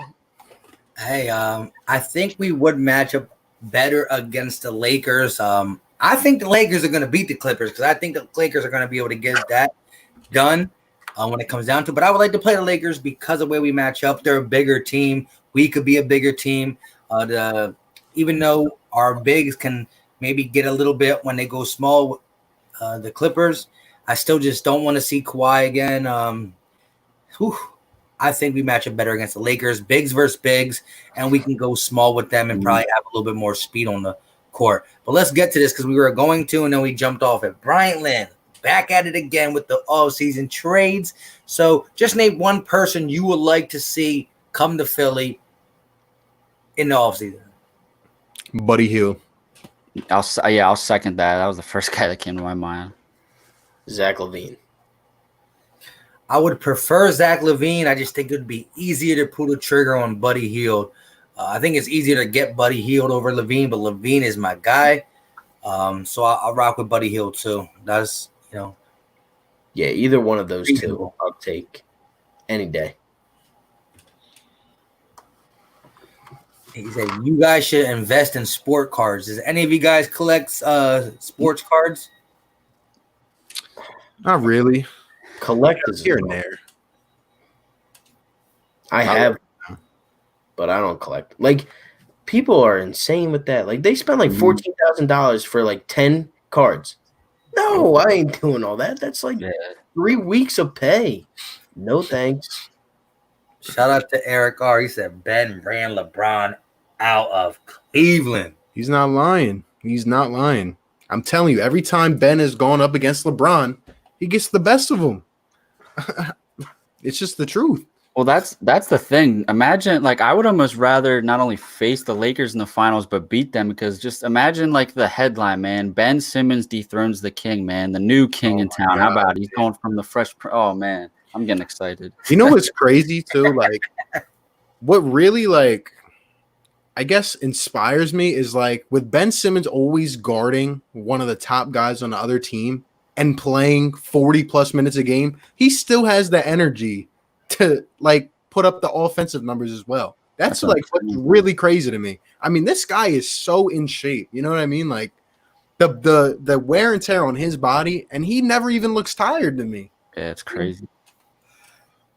Oh, I second that. Like Ben Simmons, the amount of energy we ask him to use on the defensive end, and then he's still able to run the ball in transition, never take a break, plays 40 minutes. He's just Mr. Consistent when it comes to, court time. And that's hard to say for a lot of guys. You got guys like Kawhi Leonard, who needs to rest every in between each game. He still tries to play like his 33 to 35 minutes.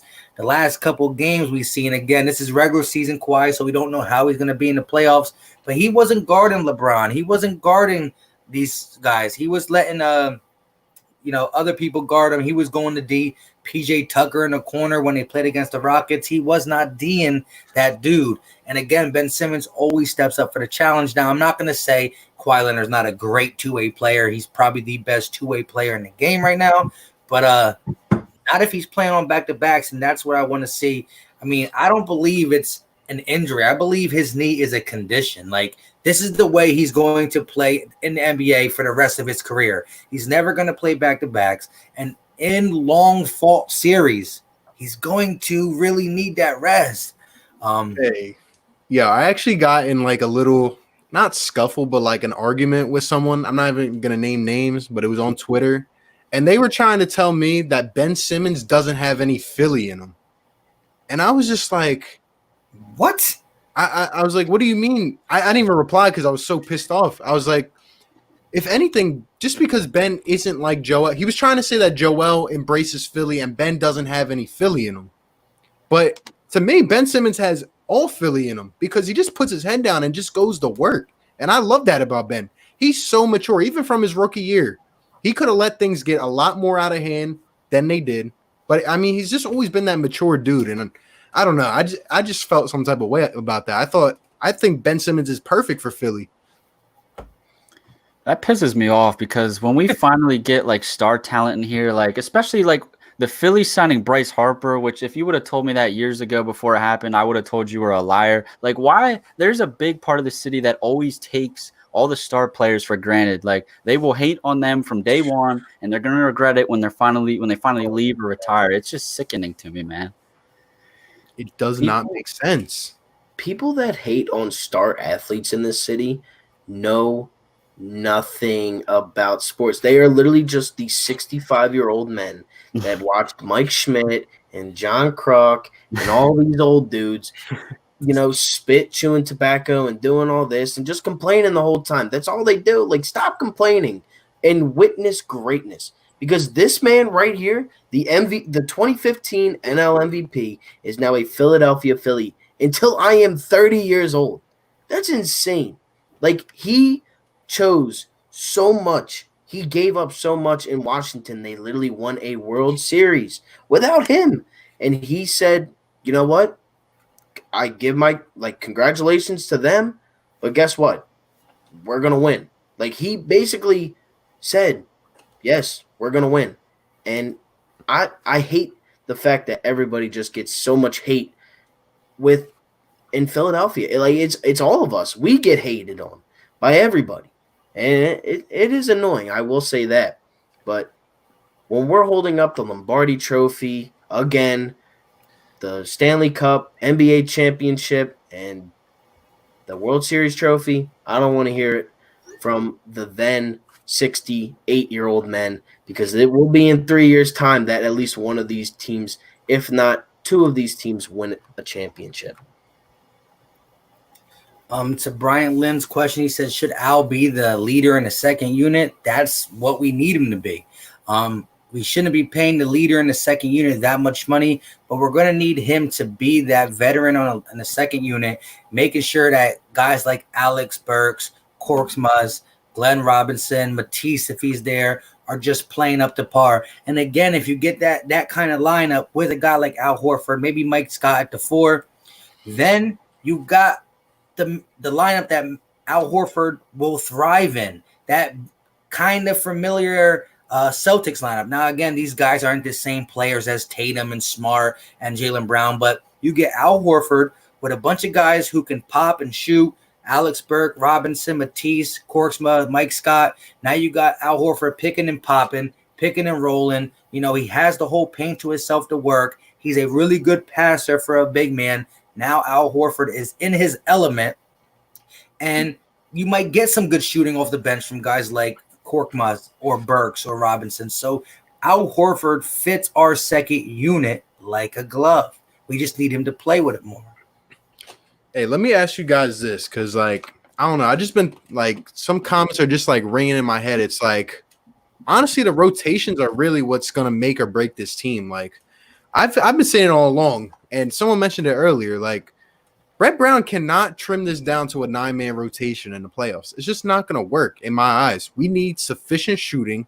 We need more options, especially when some of these guys who I'm not sure are going to show up off the bench. We need extra guys. I think we got to roll with an 11-man rotation. That's the first point. Let me get your guys' takes.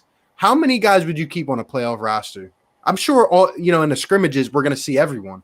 But when crunch time comes, are you guys trimming it down to an 8-9-man rotation like Brett wants to? Or are you going to, keep 10, 11 guys on this team? I mean, I like the 11-man rotation. We weren't as deep as we are this year, from last year. We only ran with James Ennis, Mike Scott, and when we tried to go anybody else like TJ, Boban, or Greg Monroe, it didn't work.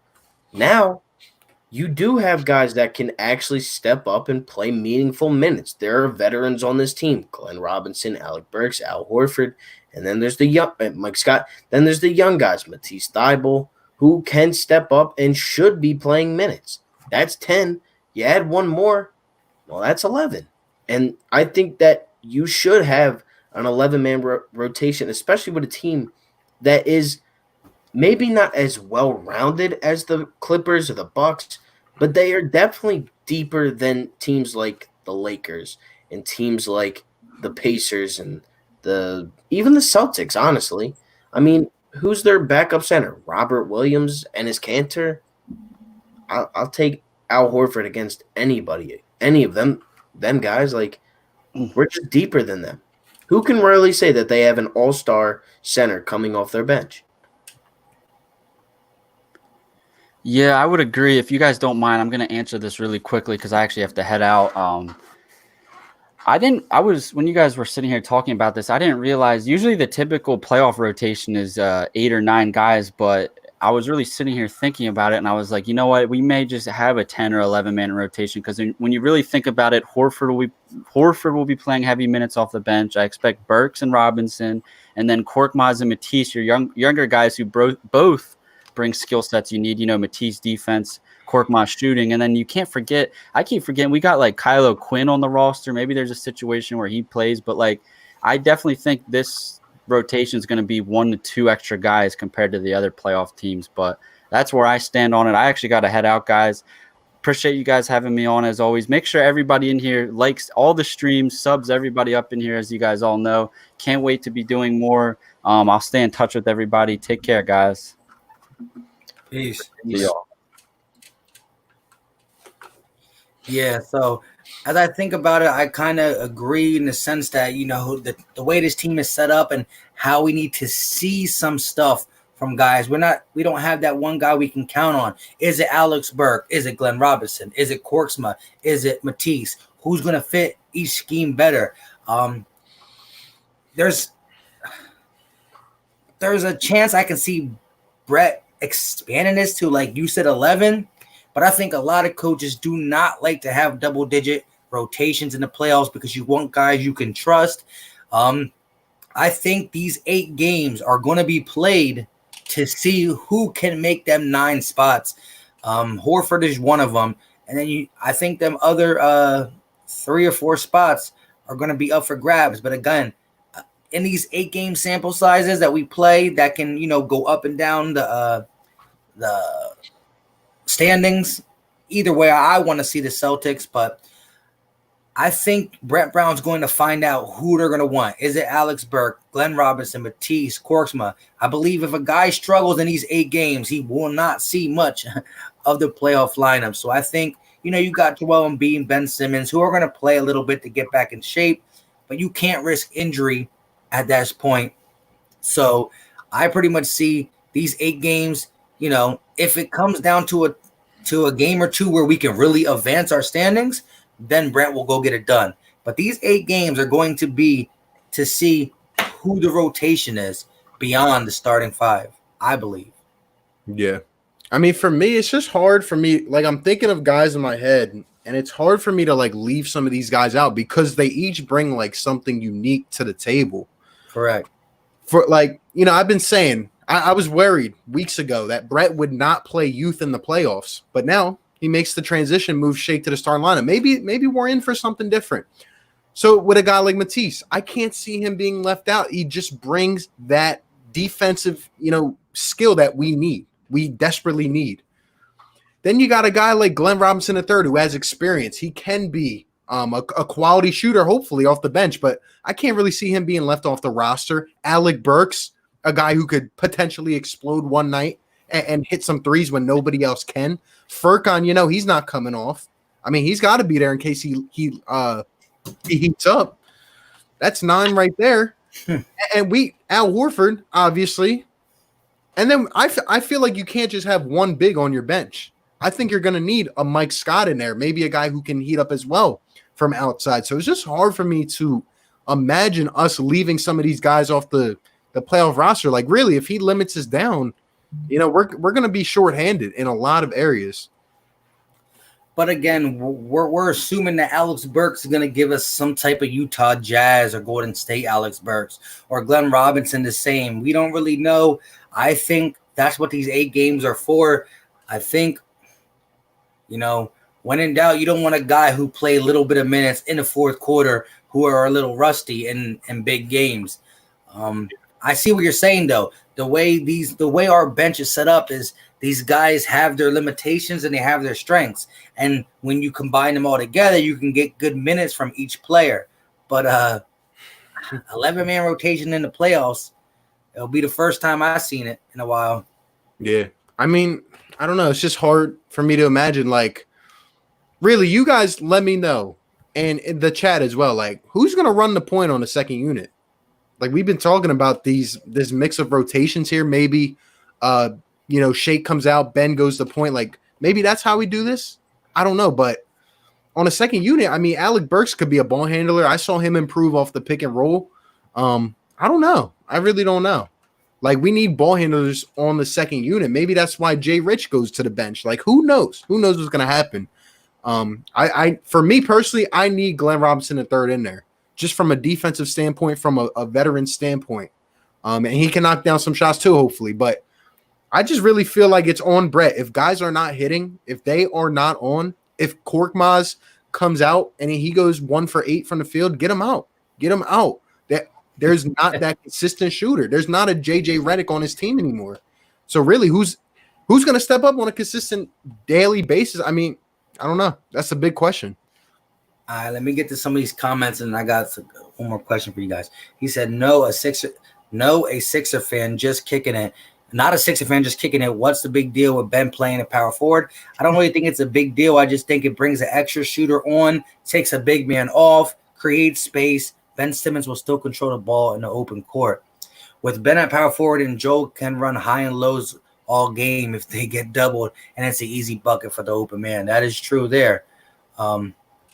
Matisse for most improved player in 2021? Could. I thought I saw one in here, and I wanted to ask you guys. Oh yeah, these 8 games are where we need to experiment with the lineup. Yeah, like RB was saying, and I get RB's point when it's like there's too many guys to mix and match. But I think the 8 games are going to portray who comes out there and shows. And I wouldn't put it past a guy like Glenn Robinson to make it alongside with like a guy like Alex Burke. But if 444, if you had to say, do you see him playing a 11-man, or do you see it being a smaller rotation? probably I said 11 earlier, but I honestly like listening to both points. Like it could be either way. Like it really could be if Alec Burks truly does suck in these 8 games, why should he play in the playoffs? Now I do agree with RB in saying, Glenn Robinson, I think just on the defensive standpoint, same thing with Matisse. I think defensively they need to be in the game. I don't care if they're not shooting. They can be a total distraction on or on the offensive side, but on defense they need to be in. And Eric R, no shot. Am I putting Raul Neto in this lineup? He's just not good. He had one good game, one good quarter, and it was that second quarter against the Cavs. He had like 19 points, and that was like literally probably a career high for him. I think it was like the Knicks. Like they're trash. Real quick, let's get 76ers universe. I mean, it's really about the depth on the team. If you're deep. Damn. His phone probably died. Yeah. Really about the depth on the team. If you're deep, you can go deep. And if you're not, you're not. Well, I mean, that's the thing. Like, I feel like we need these additional guys to really have all that facets that we need going into the playoffs, There he is. Back at it again, yeah. So, but real quick, this one. So we talked about this numerous times, but let's get it one more time. Down by 1, fourth quarter. Who do you give the ball to win a game? I don't know. Simply like that, I don't know. I don't know yet. It all depends on the situation, the matchup. Tobias might have to be the guy at this point, or we might have to send what's his name, Burkon Korkmaz off the screen or something. I really don't know. That's the biggest question here. Yes, we have talent to win games, but who's going to make the big shot? I don't know, man. It was just funny how you said, I don't know. I mean, I'm just being honest with you. Like, that is what I'm scared about. We know Brett's not going to draw up a brilliant play with a series on the line. And if we throw it into Joel, he's just going to get flustered, like I said. I mean, I just think that's what's going to happen. I don't know. Yeah, we don't even have the offensive, like I do not trust Shake Milton in taking a Dame Lillard type of game winner when he did it against Houston. And Brett's not smart enough to run up a play that was literally run 2 seasons in a row by the same team. Yeah. Like, I don't think, one, it would work, and I just truly don't believe in Brett Brown. Like, it's as simple as it can be. I do not trust Brett Brown to do anything in these playoffs that is anything but set the lineups and go play basketball. That is like I like Brett as a person, but as a coach, he's trash. Like, he's literally just not good. I don't know what it is. He is the Gabe Kapler of basketball. And the fact that we've had 2 of them in the last 7 years blows my mind. The fact that Philly cannot draft or get a coach. Kind of crazy. So real quick to answer that, I side with RB where he says I don't know, because we really don't know. It depends on the situation and stuff. But my philosophy is I'm not going to trust Brent Brown to run a play like he said. Tobias Harris is a guy who can create his own shot. If we need to create our own shot, yeah. But when in doubt, I'm going to live and die by Joel Embiid. I know he gets double teamed a lot. You give it to him, he gets, stripped or something. But I'm going to hope and pray. We're down by 1 point. Maybe he gets fouled. He's clutch at the free throw line. I'm going to live or die by Joel Embiid. That's what I'm going to have to do. Hey, Born5 said, don't forget Chip Kelly. Sorry, RB. That name is banned in this chat, man. But I was thinking earlier, it's funny how, all the trash Philly coaches go to San Francisco. Chip Kelly, Gabe Kapler. On that note, Brett Brown's going to the Warriors. I mean, going to the Warriors next, man. Oh, man, that'd be funny. Jalen Williams, shout out to a channel member on my, for my Eagles contest. So he says, outsider's point of view. Honestly, the Sixers need a closer, and they also need to make up their minds whether to be a half-court team or an up-tempo. Good take from an outsider. Yeah, we need. Yeah. It's not mine. Oh, we knew it was sarcasm, Eric. But the funny thing is about it is that, and what's up, Joseph? But I hope Raul Neto isn't playing past the third game. I mean, if he's playing as we get down the stretch closer to the playoffs, I mean, could we really see it? I don't think so. If Neto's playing in the playoffs and we got a 15-man rotation, an 18-man rotation, we got guys who cannot even play Mario Shayok at that point. I mean, the amount of players that we've had at this point guard position to back up Ben have been nobody. Jared Bayless used to start for the Sixers. Like, let's be honest here.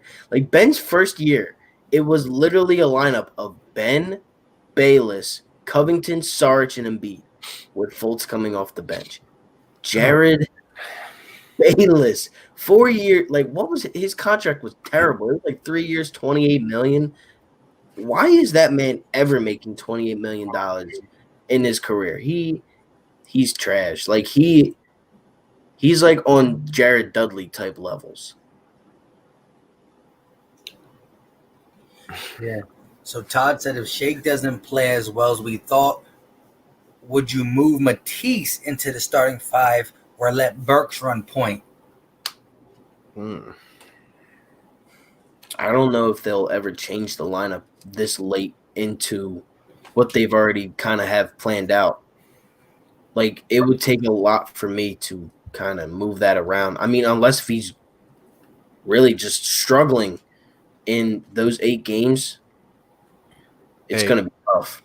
Again, and maybe this is a hot take or whatever, but even without Shake coming off, Shake starts at point, I would consider putting Matisse in the starting lineup some games. Say, in certain situations, put him at the 2, bring Jay Rich off the bench. I think it could complement well. Just my opinion, but you never know.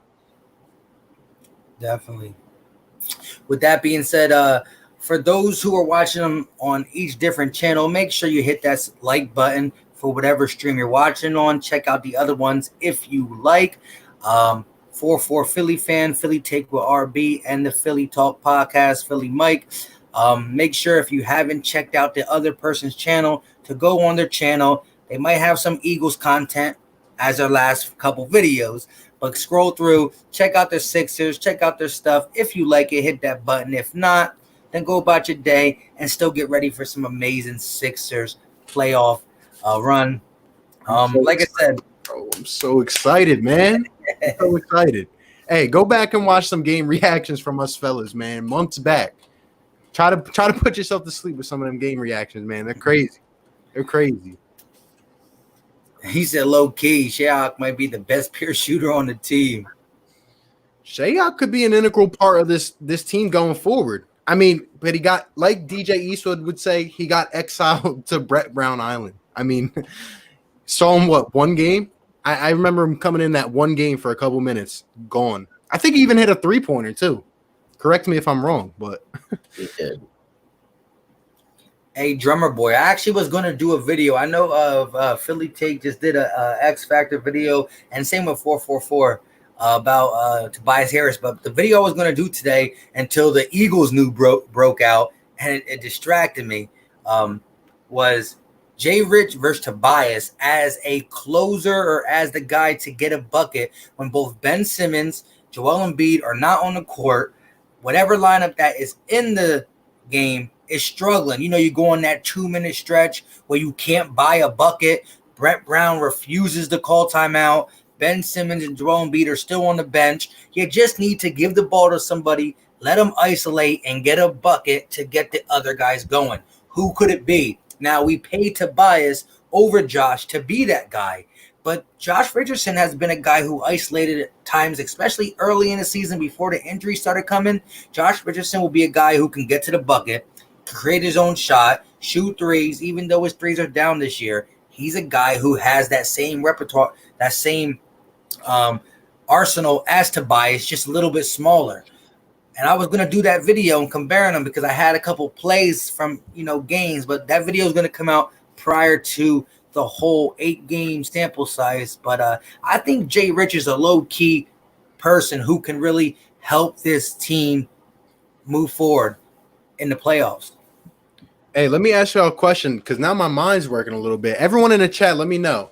If you guys had to say one person, and don't take this question the wrong way, that would surprise you in this playoffs. Maybe it's a bench guy. Maybe it's a starter who really just steps up and you're not expecting it, like a J. Rich. Maybe it's a bench player who makes the roster and he comes out and he's at least, contributing every single night. You guys remember how James Ennis last year kind of stepped up in the playoffs and he was really, grabbing rebounds. He had a couple games where he started out with a quick 8 points or whatever. If you guys had to pick one guy, who do you expect to be a surprise on this playoff rotation to really step up and maybe contribute for the team?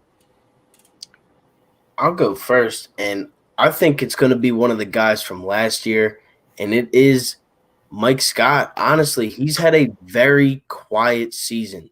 He's a veteran player. He's a very solid three-point shooter, I guess you could say. Like, he's streaky. But he has been big. He's hit some game winners for us and his past teams. Mike Scott, I really do think, should definitely be in the rotation, let alone getting at least maybe 12 minutes a game, possibly, depending on the 8 games and the scrimmages. But I think Mike Scott should have a solid, a way better postseason than he did regular season. That's how I look at it. And, a part of the Hive, so I'm hoping, man. I really am hoping. Good point. Mike, Philly Mike. Brett Brown, he's gonna step up and I like Jay Rich. Like I said, that's what my video was about. I think Tobias has to play well too, but someone who can bail Tobias out, which he shouldn't. He doesn't deserve bailing with that money. But Josh Richardson is my low-key dude. I like him. He's not being talked about as much. He's been injured more on and off the court all year, but he has a skill set that could really help this team with spacing, being able to create his own shot when he's not on the court with Ben Simmons and or Embiid. I like Josh Richardson to really come up and have a couple games where he drops a 25 piece, a 22, not no average, sparingly. Give us 15, 14 points per night or 13 points per night. Hit us with a 20 piece every once in a while. Yeah. Both good picks, man. I was actually going to say Mike Scott just as like a sleeper pick, but I don't know. I guess I'll go with Glenn Robinson III. I could see him kind of being like James Ennis, snagging rebounds, going hard, getting a few buckets here and there, hopefully hitting some shots. But, yeah, I think we're going to need some of them, See people talking about Furkan here, too. Yeah, we got a couple Matisse, a Furkan, a Al. He said LOL, though. I mean, for a couple shots a game, sure, but if he ends up running Furkan, DHOs all day, I'll scream into the wind. That's not going to happen. I mean, I hope not. I hope not, but we don't have JJ Redick anymore, so. Yeah, he said, I'm getting tired of the Sixers releasing key players. Imagine this team with Jimmy Buckets. Man, this team with Jimmy Buckets would be entirely different. I'd be talking about championship expectations, especially given this situation. But, yeah, like we've been saying, we need that guy. We need that guy to step up. It's all contingent upon how they're used, honestly. They got to step up. The committee, whatever you want to call it. Who's going to be there to deliver the big-time buckets? Who's going to be there to step up? I mean, we don't have these problems if Ben shoots. We don't have these problems if Joel has the right mindset every single night, So, guess we'll see. Would Al redeem himself giving up or scoring 16 or 10 off the bench? What do y'all think about that? Yeah. Because at this point, given this situation in a new season, it's a brand new season, Al Horford comes off contributing off the bench, in my opinion, and he leads us far in the playoffs. I don't think people are going to talk much about what happened before, at least in the present time. Off season is a different story, but right now he contributes. I'm fine with it. My cousin is a Celtics fan, and he said the same thing last year that we're saying now, and he did say that Al Horford was a problem in the regular season. He was not good. He didn't do what he was supposed to do. But come playoff time, he turned up. If we are a consistent 3-1 seed every year and we are winning games, doing all this stuff in the playoffs, if Al Horford comes alive in the playoffs and that's what we're waiting for, I really don't care. If we can win 2 championships under Al Horford's contract, that's a win for me. 1 championship under Al Horford's contract is a win for me. It's a win for him too. He gets incentives and all this stuff. So, he's going to probably be playing the best ball he's played here in Philadelphia in these 8 to hopefully 24 games. Definitely. So we got Todd saying we should at least win 6 of the 8 coming up. Joseph said if we go 8-0, nobody's gonna be able to calm me down. Yeah. Todd said with this roster, we should dominate on the board and in the paint. Drummer Boy said I can't see our stars playing in all 8 games leading in. And Pressure Nation said I'm honestly hoping that Shake becomes a household name in a good way. How do you guys think that they're going to treat these 8 games? You don't think they're going to, again, play the starters heavy minutes, of course, right? No, well, I saw the article. They were talking to Brett Brown. He said he's going to limit the starters' minutes, obviously. I'm not sure exactly what he said. I think he said 25 or 30 minutes for the starters, get them kind of back into their groove, get the rust off. But we're going to see everyone, all 1 through however many. We're going to see all these guys. And I think, like you said earlier, they could play up to par and they could open some eyes. They could really try to make their statement for a playoff spot. I think these 8 games are bigger than what some people think, obviously we're already in the playoffs, but guys are fighting for a job here. Rotations need to be solidified heading into the playoffs. We can't start series 1 and we don't know what we're doing. So I don't know. I think we'll treat them obviously as regular games, but a lot of people are going to get a share. Yeah, you're going to see you might see Raul Neto play a couple minutes per game here and there. You'll see him for 20 minutes. You'll see him for 20 minutes one night. I bet you. It wouldn't shock me. Not because of Brett Brown, but just because why should we be playing our starters? You know for a fact that other teams aren't going to. But why should we? Why, this, Brett Brown in the bubble, I don't know what he did, but he's hit his head or something because he's been making some smarter decisions. Yeah. Yeah, let's take a couple more questions. Oh man, so Sixers Universe said, "Where RB? I agree. If we get the best Horford in the playoffs, then it's all good." Drummer Boy said, "I'd rather have JJ over Butler. Honestly, I think he's talking to fit with Ben Simmons and Joel Embiid as a catch and shoot kind of guy that we want Korkma to be. I do believe Shake's going to stand out in a good way." We got a couple more. He said, "Do you think the Sixers will re-sign Brokoff next season as a minimum contract? What do y'all think about that?" No. Oh. I didn't even know who this guy was until, this. And now he's not even playing. So. He said, "Because you run a DHO with Shake Milton, how are you going to guard that? Let's say Ben's the one handing it off. You can't cheat off Ben. It's a dunk. And Shake's a long, lanky, and gets to the rim." Interesting. American Tar Macker. I'm sorry, fellas. Do not get your hopes up. These guys got a long way to go with the new coach. Bad Mike Scott, Neto, Cork, even Matisse should not get minutes over Burke and Robinson. It's the playoffs. Best player. I agree with Neto. I agree with Neto and Mike Scott. But Matisse should be getting a lot of minutes. He should be getting upwards of 20, 25 minutes.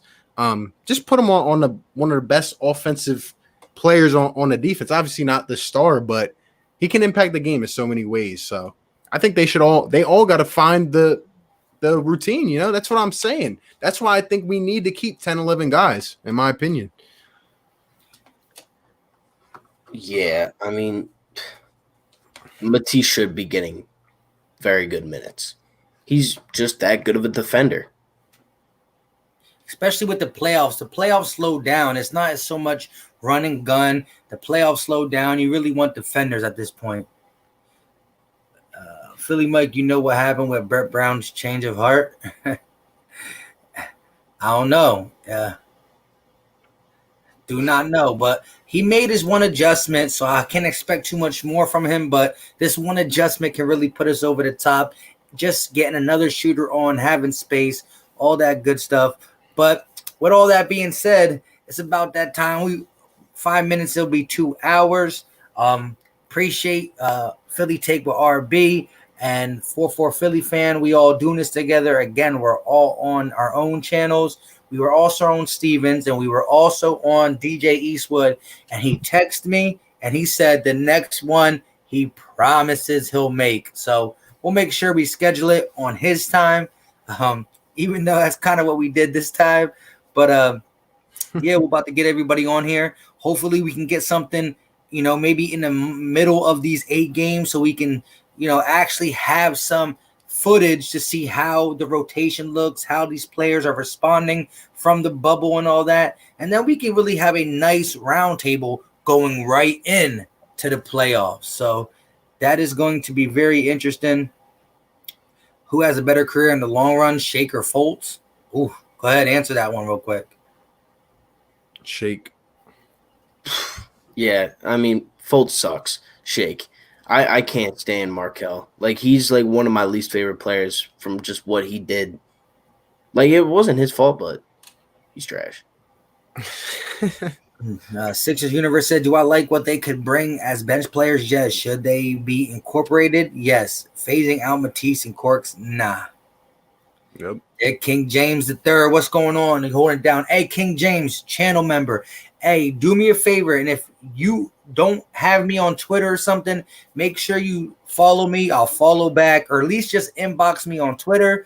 If not Twitter, just hit me up in one of my community posts. One of the channel members' community posts, hit me up. I got some stuff I want to talk to you about.